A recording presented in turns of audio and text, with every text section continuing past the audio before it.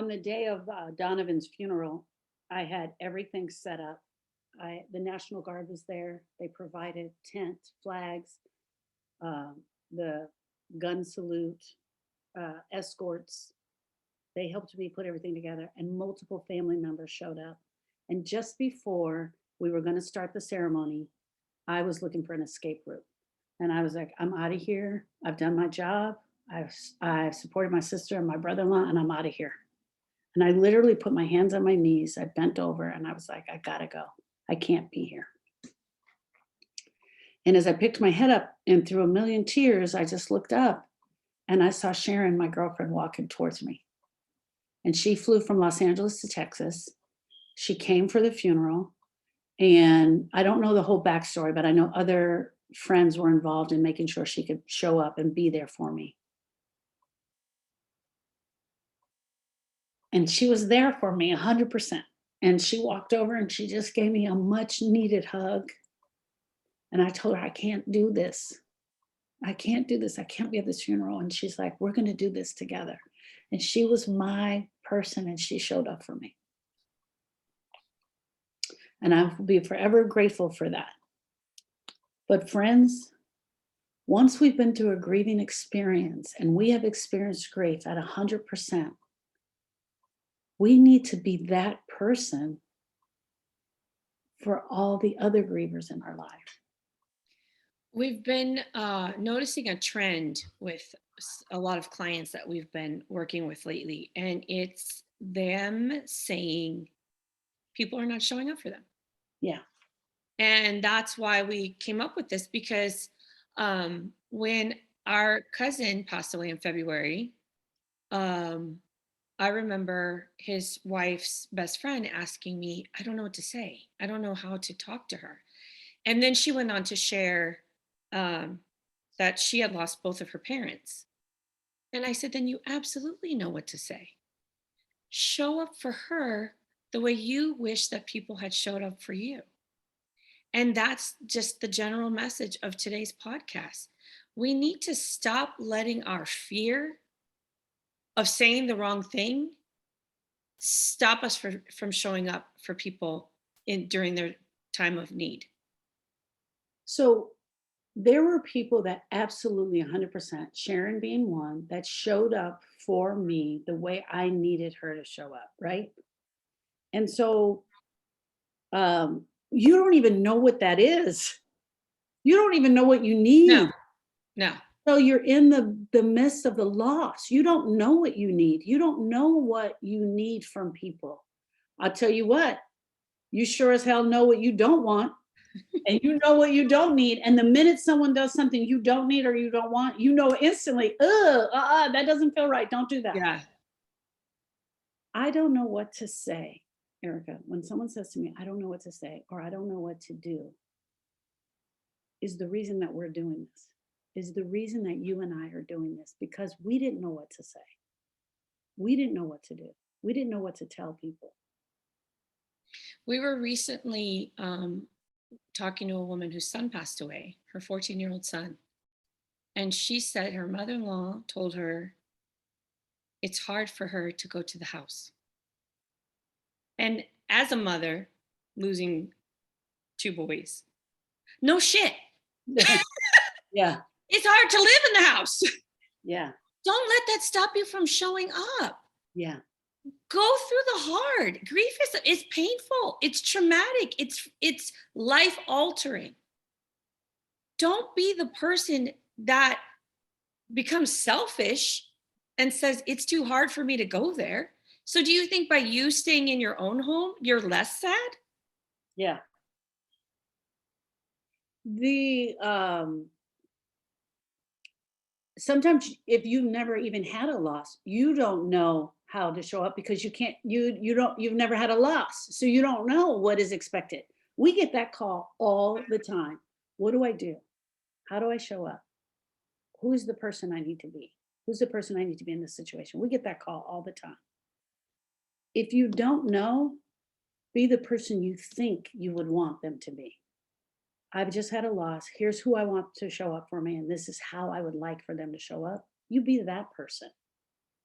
You be that person. Sometimes just sitting in the room, I can distinctly remember being at a girlfriend's house after the loss of her husband, and I was there for 3 days straight. I wasn't talking. I wasn't one of the women that were in the house cleaning because there was that group. There was a group that was doing the food. There was the group that was helping to arrange the funerals. There was conversations going on.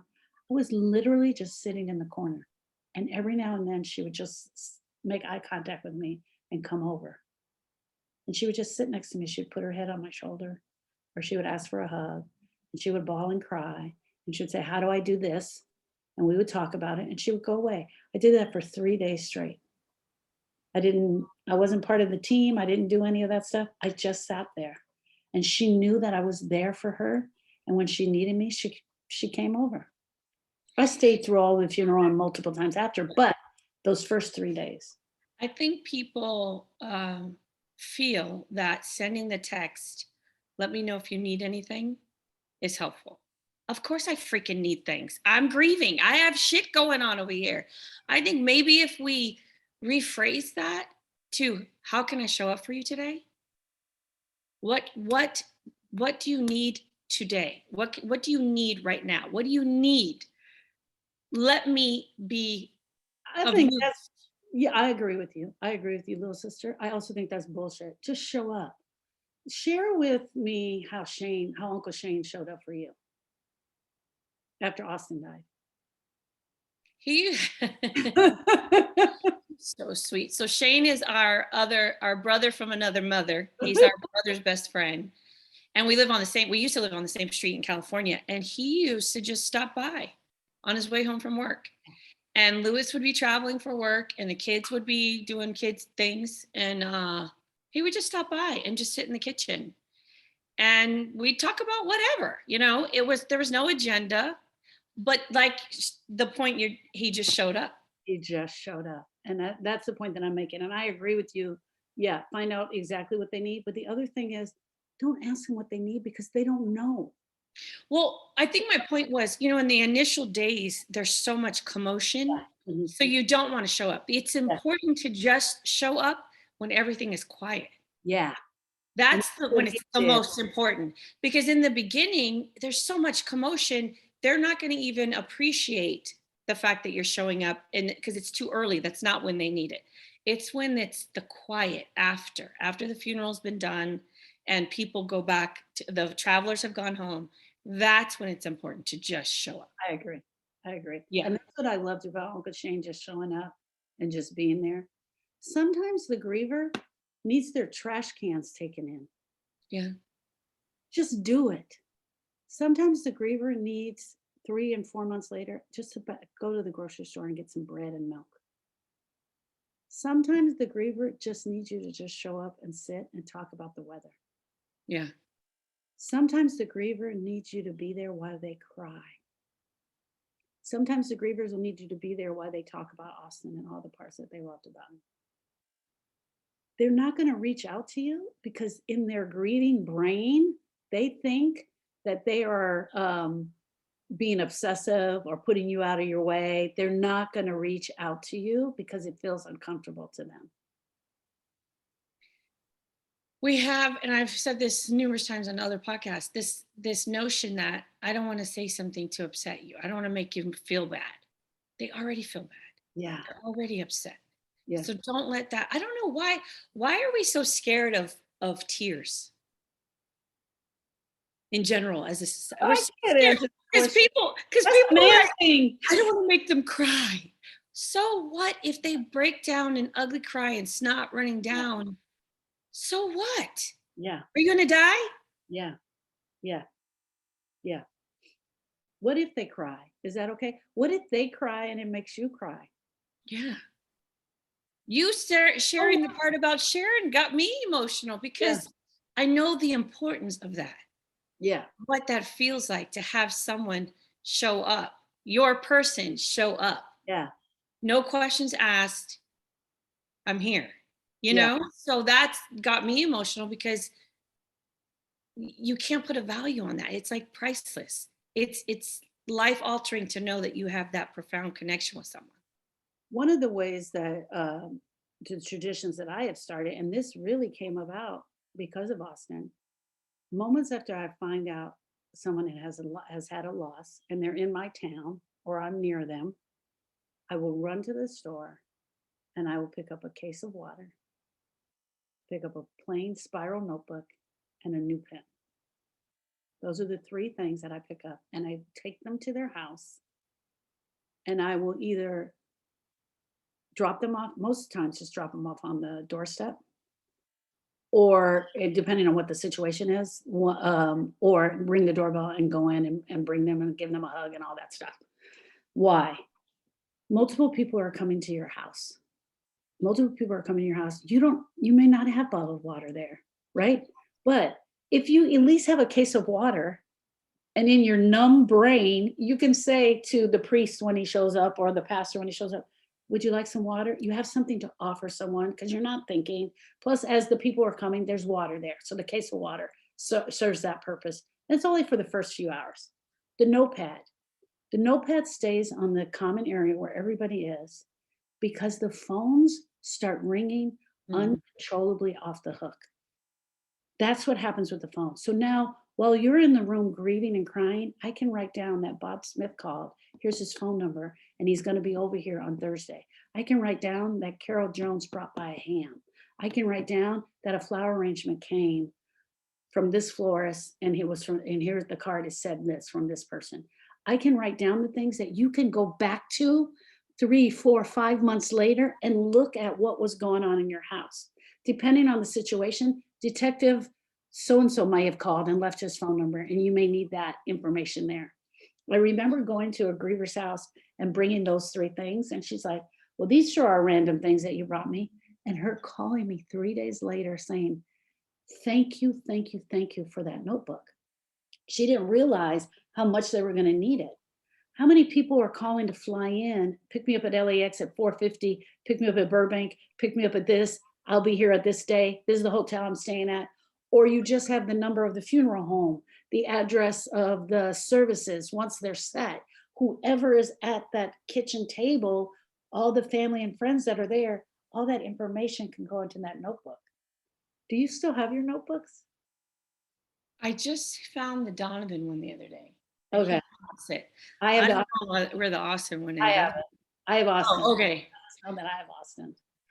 That is very, very helpful because then you can go, everyone has a central place to get all the information. Yeah. And that new people coming in, people that have to leave, go to work or whatever, that is very helpful. Do not show up talking about your grief from a previous experience. Leave that shit in the car. Yeah, my grandma died and I'm sorry, but no, don't do it. Definitely connect. I don't know what this is going to be like for you, but I know when I had something bad happen, it really, really hurt me, and I'm here for you.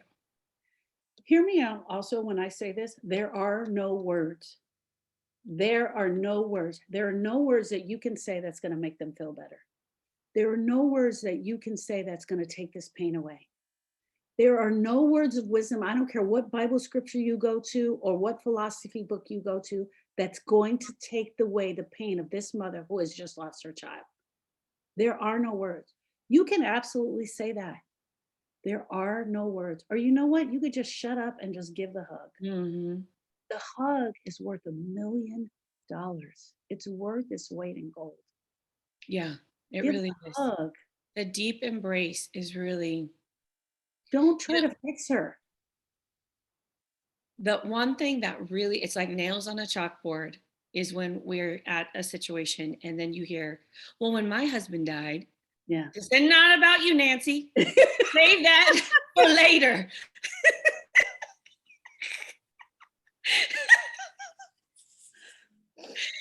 Well, you gotta laugh. You gotta laugh. You gotta laugh. The other thing is that you as the griever, every time someone shows up and you know they had a special relationship with Austin, Yeah. they had that special relationship with Donovan, or the two of you together went on that Sacramento trip and you drove the car together and you took your kids up there together and you guys had that special weekend, every single time they show up for the griever, it's an emotional breakdown. And they will have in the first days to 14 days, multiple emotional breakdowns every single day. Yeah, but don't stop telling the stories. Oh, don't stop telling. I loved hearing the stories. I mean, one, the Austin stories.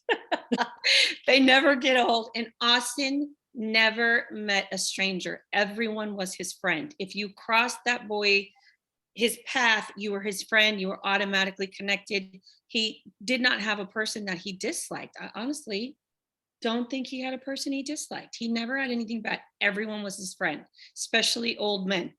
I know this sounds creepy, but it's he because he was an old soul. But and with Donovan, it really made my heart smile to know he showed up in the world as the young man I raised him to be.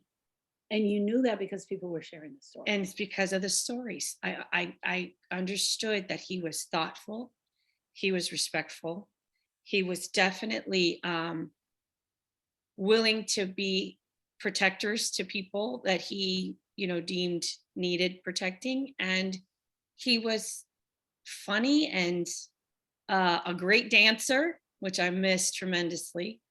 He was all the things. He was all the things that I wanted him to be. So you have to think about that when you're going to be with your friend who's just had a loss and they're grieving. Who would who would I want to show up? What would I want people to do for me? Yeah, What would I want people to say to me right now? How would I want people to sit with me as I'm going through this hard time? And that's the person you need to be. If you've had a grieving experience, a major loss in your life, and you know how important it was, emulate that person. Show up yeah, as that person, even if you got to fake it. Show up as that person.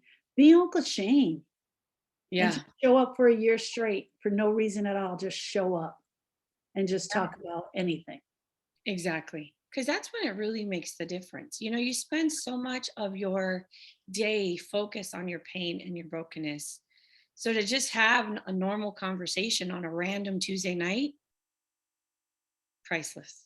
Yeah. Okay, friends, if you want more tips on how to show up for the griever or knowing what to say, we show up every day in our Facebook group and we're giving advice to women who are absolutely grieving the loss due to death, divorce, breakup of a romantic relationship. Feel free, join our Facebook group. That's where you can get some advice every single day.